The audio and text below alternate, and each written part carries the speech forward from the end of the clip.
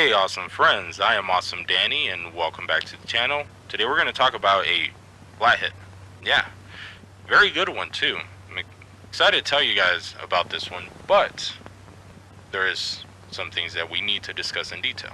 So this is the LREY Aurora, or as I've been calling it on Discord for the last week or so, the Aurora.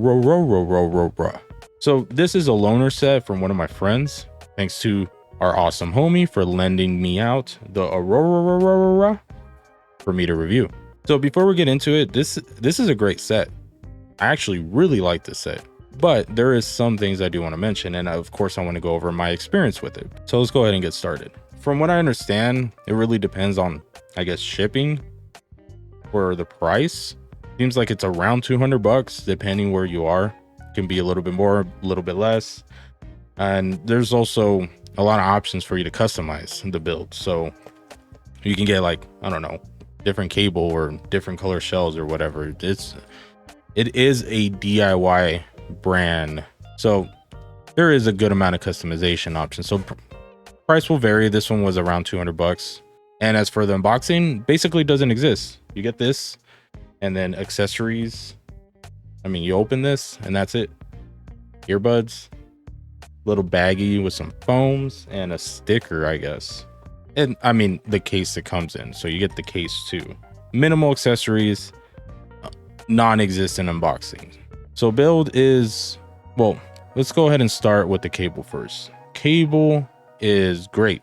I really like this cable. The hardware on it's nice. The feel, the build, the look, it was nice. I like this cable. I'm not sure if it's a custom made cable or if it's something that they just buy and then, you know, solder into the buds. I'm not sure. If you know, comment. But I like this cable. I want this on other buds. This one came in 3.5. I assume there's a 4.4 option also, maybe 2.5, though nobody wants that, right? As for the shell, it is a quite modified MX500 shell. But this is where, and I feel like I need to mention this because even just at random glances on Discord servers and stuff, when this brand was being discussed, it seems like there's quite a bit of QC issues. Even in this one that we have right here, my friend had to glue one of the tubes back onto the shell. So on the back of the shell, there's a little base port or tube or whatever, the poop chute, and it was falling off. So he had to glue it back on. I am very stupid. I am very ignorant. That's just who I am. I am dumb.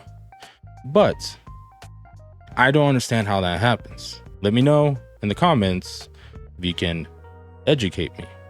But based on what I've seen, there, like I said, there's a lot of QC issues, but these are a DIY brand, you know, one person building them. So I don't understand how I can be sitting here. If it was me, I'm just putting myself in their shoes, in their position.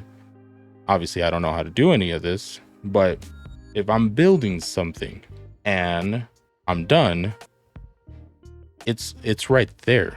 Wouldn't I notice if something was falling off or if it's broken or not working, right? I don't know. Like I said, let me know. I'm just being ignorant. Like, there's been a lot of channel imbalances or dead drivers or stuff falling apart from what I've seen. It's a small sample. It's not like, you know, a widespread big sample, but do keep that in mind because it is a DIY brand, one person making these in the Philippines, I believe. I'm not even entirely sure where it is. Yes, they're made in the Philippines. So if something happens, you either have to fix it yourself or deal with shipping, and that's very inconvenient and can add up quick. Keep that in mind. I just don't want to gloss over that or not mention it and then have you guys deal with something like that. But now with that out of the way, let's go ahead and continue. Now we're going to go into some sound impressions. Because they're earbuds, we don't have a graph. I mean, there's probably many reasons, but the main reason is we don't want those weird ass ears in my home. I will not ever do that. Those ears are weird. People that have those ears are weird too. So pretend, I guess there's a graph. Maybe I'll draw one for you guys. Here you go. This is my graph of the Aurora. And while you guys are looking at that graph, I'm going to go ahead and go over the sound signature keywords. Yeah, I know how to write and read. Might be a surprise to some of you guys. So sound signature keywords are spacious, clear cut, playful, unrestricted, and lightweight. So overall, bass extends well, pretty good, especially for a flathead. Doesn't feel like I'm missing much, at least as far as the sub bass goes. It is lighter, so I mean, it's not super rumbly or thick, but it's there. You get the rumble, some, you get the sub bass presence, it's there. There's a little bit of slam there. And then you get into the mid bass, which is pretty polite. It is a very harmonish type of bass, which is something I've never heard in a flathead before, which is interesting. That already makes this bud very unique. I have not heard a single other earbud with this type of bass presentation. Back-ended bass, more focus on the sub, less so on the initial impact and thump of the mid bass. Some might even call it a harmonish style bass presentation, but not in a negative way, because we don't do that here. So all you haters, keep that to yourself, please. Mids are amazingly clean. They're so clean cut. Clear cut from the bass, obviously due to the tuck, but man, this set has some of the clearest and cleanest vocals I've ever heard in a flathead. They're actually quite addicting. Male vocals less impressive just because they're pretty, pushed back. They're not very full bodied. Neither are female vocals, but just male vocals tend to hurt a little bit from this type of presentation. But female vocals on this set, they're very smooth, a little bit forward, very clean, and just has a good sense of air to them. And it's just great. I really like this set for my usual library. So a lot of the weeb music, the K-pop, the female vocals, it's just awesome. And they don't get shouty either. Even though they're really clean, they're not too push forward. They don't offend at all. Treble is well done. It's refined. It's not boosted. It's not trying to do anything. It's not dead.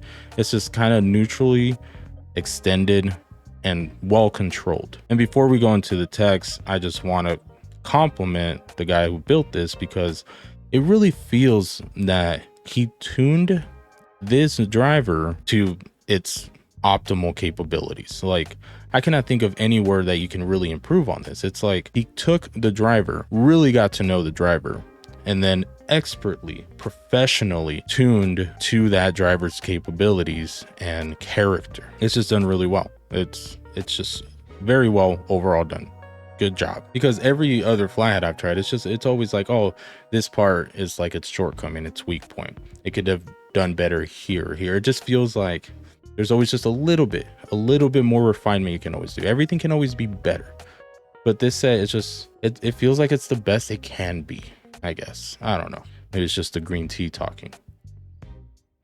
So let's go ahead and get into the text. Timbre is okay. It's adequate. It's probably the weakest point on the set though. Stage, massive. It just feels so open, so airy.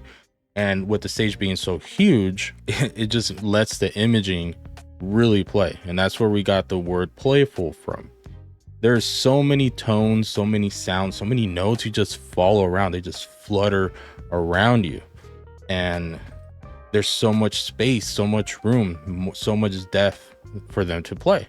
They just, have at it, take off, and you can follow them or just let them run past you. It being, a very clean set, mostly due to that, that mid bass tuck, there's a lot of clear separation, a lot of room, a lot of details pop up. So overall, this set is just like, it's funny because it's like what I would expect from a Moondrop tuned flathead. If you like Moondrop, you might like this. If you like flatheads, this is worth having in your collection just because it's so different.